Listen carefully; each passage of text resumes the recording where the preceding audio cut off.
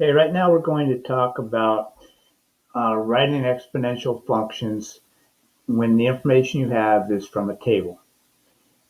So just like if you're doing it from a word problem or anything else, there are two key things that you absolutely have to know. Well, three, I guess. One is the format or the form of what the function will look like. Okay, y equals a times b to the x, where a is your initial value, b is your growth rate. Okay. B cannot be equal to 1 and will be greater than 0. Or okay, so it can be any decimal between 0 and 1, and it can be greater than 1. It can be whole numbers, fractions, anything except negative numbers, and 1. And A can be any value except 0. So anyway, we've got y equals a times b to the x. Or if you want to write it in function notation, or if you have to write it in function notation, sometimes it won't be your choice, we'll write it as f of x equals a b to the x. Again, like I've said before, don't stress about this. You can think of this as just a y, but it's y with a little bit more information. It tells you what the output is, what the y value is, when x is a specific number. So if x is 3, instead of writing y equals the value, we put f of x equals 3, and then whatever the answer is, whatever y is equal to. It gives you a little more information. So that's what you need to know. You need to know the initial value. The initial value, remember, is your beginning or your starting value.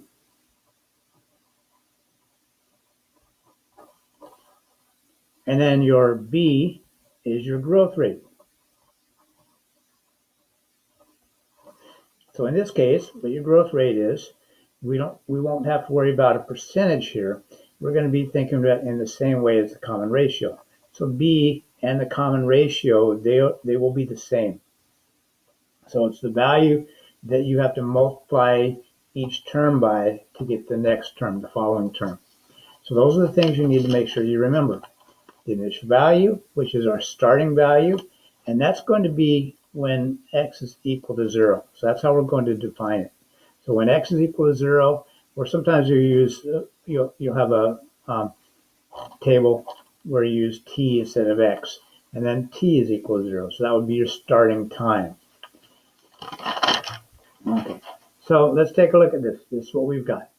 We want to write this in the form of a b to the x. So we want to know our starting value. Remember that's, and then we want to know b. That's our growth rate,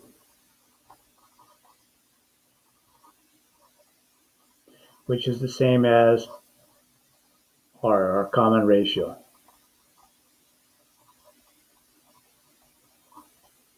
Okay, so the first thing for the initial value, find x equals 0. That's where x equals 0, right? The y value, that's a.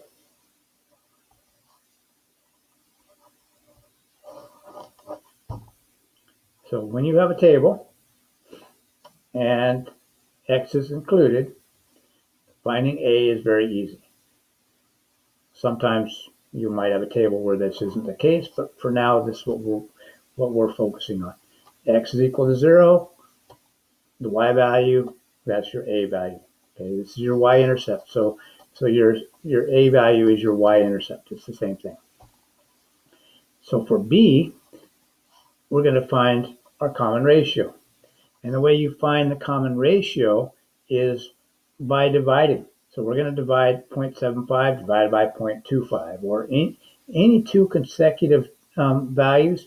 Just make sure you divide them in the correct order, because if you do not, then you will get the wrong answer. So as you're going bigger, you want to take this one plug that in first. So 225 divided by 0.75, or 0.75 divided by 0.25. So what that looks like, okay, we don't need the scientific calculator function. We just do 0.75 divided by 0.25, and it's 3. Okay, it does. Now, if you aren't sure if this is an exponential function, then you might need to test that. So you go to 0.25 divided by 0.75, 3.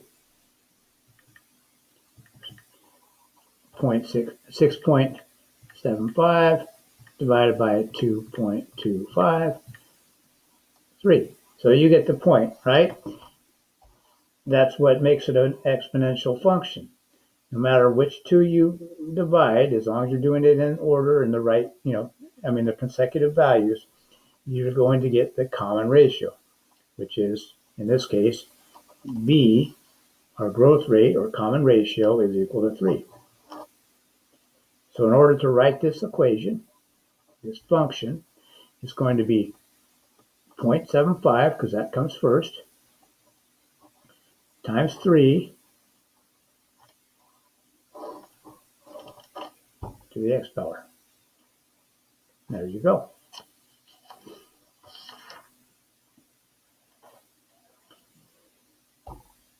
This one, same thing.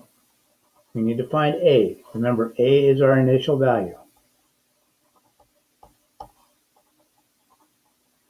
So we've got to find x equals 0. So where is x equals 0? Find the 0. That gives us A. So A equals 5.5. Notice A can be a decimal or a whole number. Okay, it doesn't have to be an integer. It can be a non-integer, in this case a decimal fraction. Then we want to find B, so our common ratio. So I'm going to pick any two and I'm going to divide. So 5.5 divided by 2.2, or 13.75 divided by 5.5. It doesn't matter which ones you pick. If you know this is an exponential function, it doesn't matter which one you pick. So you pick the ones that you think will be the easiest to calculate. Sometimes if you're calculating in your head, then that's a bigger consideration. That's something you have to worry about more. If you have a calculator, it doesn't really matter too much. Just make sure you don't push the wrong buttons in the wrong order. So 2.5. This should be the same.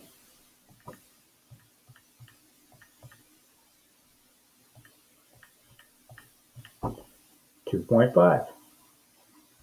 So that's the whole point, right? The common ratio, this is going to be the same exact. You multiply 2.2. Here we divided to find that. But if we multiply 2.2 times 2.5, our common ratio or our growth factor, that's how you get that. If you multiply again by 2.5, you get the next one. If you multiply again times 2.5, 34.375. Okay, and so on. So that's the whole point of an exponential function. Remember, it's the same exact thing as a geometric sequence. The way this geometric sequence would look would be 2.2, 5.5, 13.75, etc. Okay, and you would find the common ratio the same way we just did it. So B equals 2.5. We know that. We know A. and we use y equals 5.5 times 2.5. It's not an exponential function until we do that, where x is placed in as the exponent. And that's the answer. Okay?